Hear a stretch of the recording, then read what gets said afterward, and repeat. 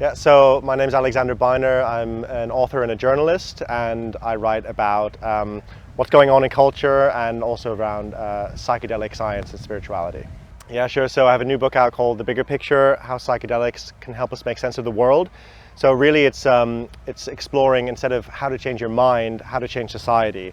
So that original counterculture promise of psychedelics as practices and substances and medicines that could really radically transform the way we live together, that's what I'm particularly interested in. So really looking at what can we learn from psychedelic science and culture and experiences and directly apply to making sense of the world we live in today, and maybe even finding new solutions to big issues like political polarization or climate change.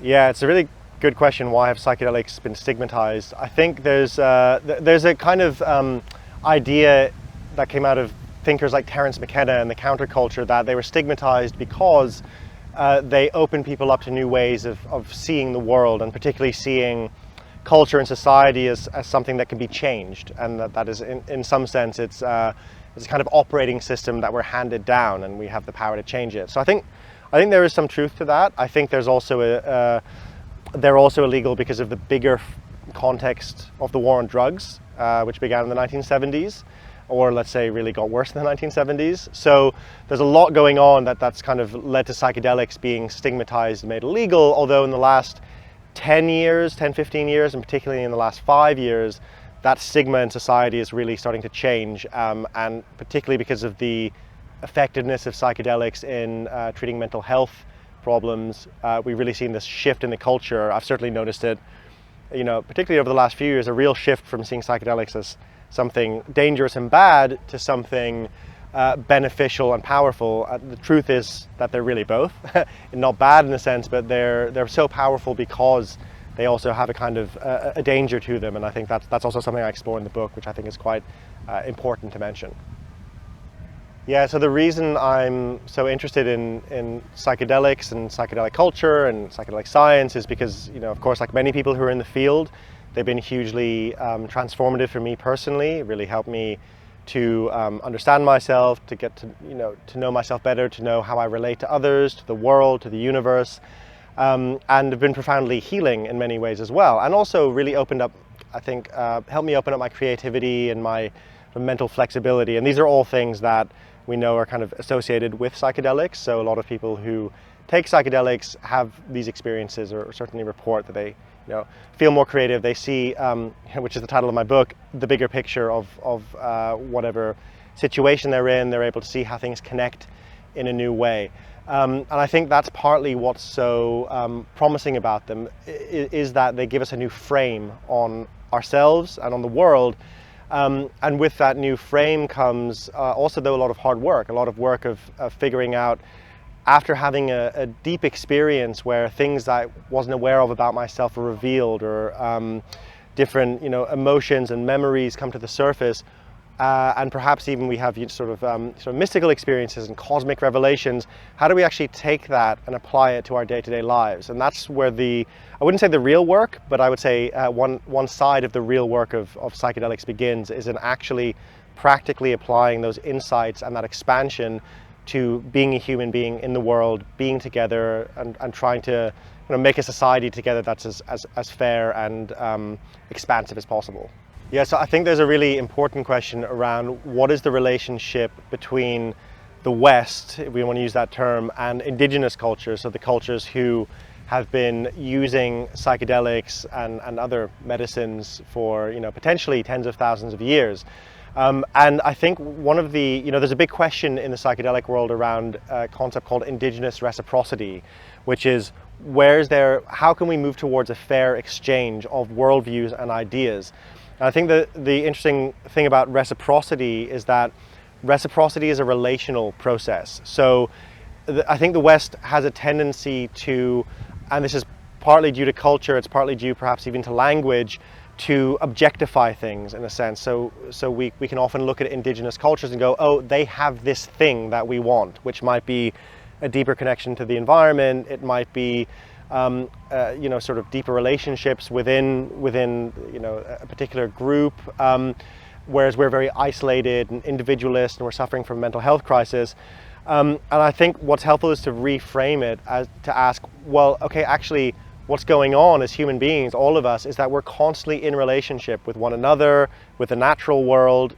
Different cultures are constantly exchanging information and creating new things between them. And so I think if we frame it like that, that we are all in a reciprocal, or let's say we could all be in a reciprocal relationship with one another where there's an equal exchange of value in the relationship, that's incredibly important, because then it opens up a conversation that starts with, what do you need? What do you want? Rather than, okay, we want these particular medicines or practices. So I think for me, that's a very important aspect of it, that we kind of start from that point. And then there's also work to be done in integrating Western sort of ways of thinking, for example, sort of psychotherapy, psychology, the scientific method, with shamanic practices, which are their own kind of science and have deep, rich cosmologies as well, that really understand relationships in the natural world, really understand the human psyche, but they're using different frameworks and a different approach. And I think each of those systems are good at some things and bad at other things. And so for me personally, the most beautiful thing is a kind of symbiosis and a synthesis between those systems, so that we get something that is a big enough frame to hold indigenous knowledge systems and Western science all together in a way that they complement each other and kind of take us all somewhere new. So yeah, so in terms of what Medicine Festival means to me, it's really easy to say reciprocity, or it's really easy to say, yes, we want to have lots of different worldviews and we want to really explore the culture, the sort of medicine cultures. But it's a very different thing to actually come together and try to do it. And in some ways, I think that's what is special for me about Medicine Festival, is that there's a real deep, heartfelt desire to create the kind of synthesis between the different worldviews that are at play when we're talking about the word medicine, right? Healing, the whole idea of healing, whether that's through plants and substances or through different practices. And I think what's beautiful about medicine is that it's this coming together of lots of different perspectives to try and do that. And of course, there could always be more perspectives, and of course there's a lot of complexities when we kind of try and do that. But the actual process of it, and the attempt and the intention more than anything else, I think is really special. And then, as well as that, it's a lot of fun. It's a lot of fun. I think creativity sort of lives in that space where we bring together different perspectives, and it's very much about the how rather than the what as well. It's about the intention, the energy, and the deeper desires that are bringing us to come and celebrate together, come and share culture, and really kind of make culture together in new ways. What is my medicine? That's an interesting question. This is going to sound really annoying perhaps, but I think my medicine is probably truth, in the sense that I think whether it's psychedelics or relational practices or meditation or any of the other practices that I found really useful in my life, what they all seem to do is bring me to an encounter with a deeper truth, often about myself, but sometimes a deeper truth about reality in the world that I can then go and share with other people and see if they also felt that. And so there's this deep process of coming to truth together.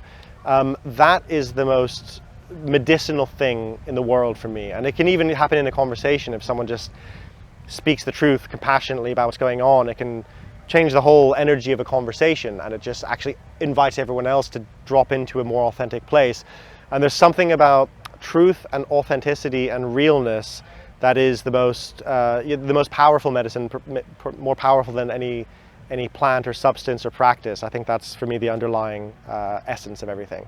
Yeah, no, I suppose on the point of like what our festival's about and why come to a festival, I think it can be very easy to come to a festival as an act of just kind of entertainment and like going on holiday somewhere, which is also great, But I think with a smaller festival, and a festival that's evolving like medicine is, I think what's really special is to ask the question, how can we make culture together? Like, how can we participate together to create something? Because there is still that potentiality and that openness here. And so for me, that's really exciting. So I suppose that's my main The thing I'm most excited about is the idea of all of us coming together to make culture, and that's always a beautiful thing.